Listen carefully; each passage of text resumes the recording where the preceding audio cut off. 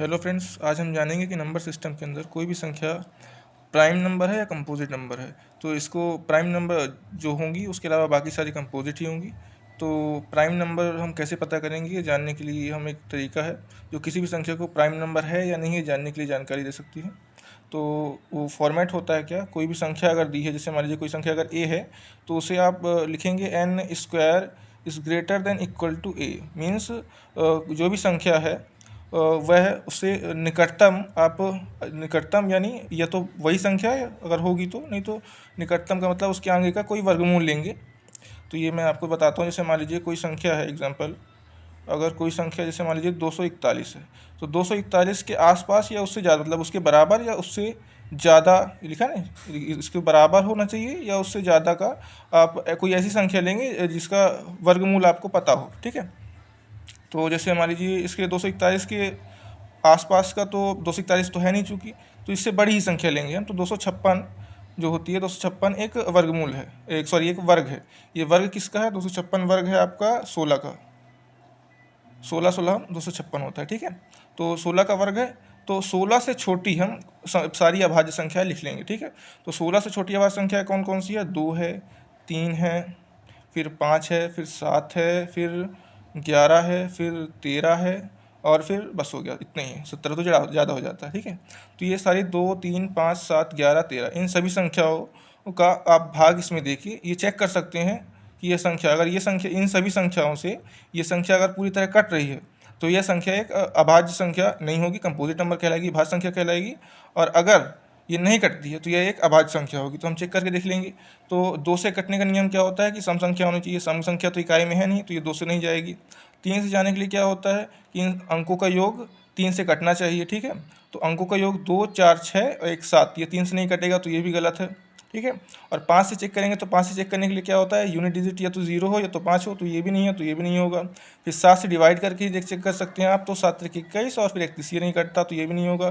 फिर 11 से चेक करेंगे हम, तो 11 से सम संख्या का अंतर या तो 11 होना चाहिए या तो 0 होना चाहिए, ये नियम होता है। ठीक है, तो चूँकि चेक करेंगे तो 2 1 3 और 4, ये ना तो 11 आ रहा है ना तो 0 आ रहा है, तो ये भी नहीं होगा। अब 13 से चेक कर लेते हैं, तो 13 एकम 13 होता है। 13 से आप चेक कर सकते हैं, इतना तो पता है। तो 13 से चेक करेंगे तो 13 एकम 13 होता है।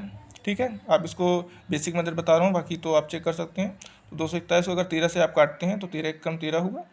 ठीक है, कितना बचा? ये बचा 1 और ये 111 हुआ। 111 13 से नहीं जाता है, अतः ये संख्या इससे भी नहीं कट रही है। तो आप ये जानकारी बता सकते हैं कि जो 241 है ये एक प्राइम नंबर है, क्योंकि ये किसी से भी नहीं कट रहा है।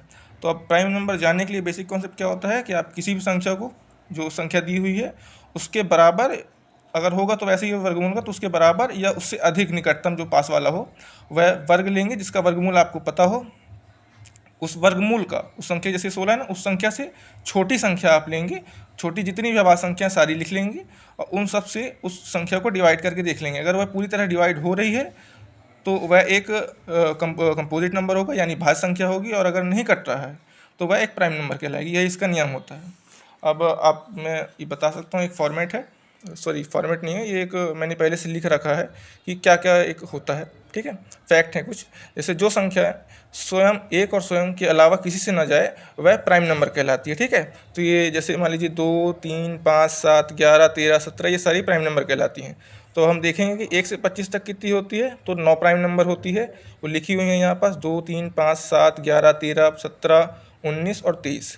इसी तरह 20 से 25 से 50 तक 6 होती हैं, वो भी लिखी हुई हैं, 29 31 37 41 43 और 47। फिर 50 से 75 तक कितनी होती हैं? 6 होती हैं, 53 59 61 67 71 और 73। उसके बाद 75 से 100 तक कितनी होती हैं? तो 4 होती हैं, 79 83 89 97। इस तरह 1 से 100 तक कुल 25 होती हैं। और अगर बाकी आगे जाननी है कि कोई संख्या प्राइम नंबर है या कंपोजिट नंबर है, तो उसको जानने के लिए ये फॉर्मेट होता है, N square is greater than equal to ए।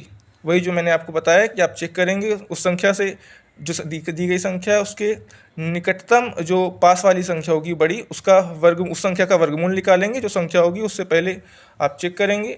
जैसे यहाँ पर हमने बताया है कि चेक करेंगे, सारी छोटी संख्याएं लिख लेंगे, फिर डिवाइड करके चेक कर लेंगे। अगर वो डिवाइड हो रही है तो वह एक भाज्य संख्या, अगर डिवाइड नहीं हो रही है तो वह एक अभाज्य संख्या है। जैसे यहाँ पर हमको पता चल गया है कि एक प्राइम नंबर है। ठीक है, PRI प्राइम नंबर।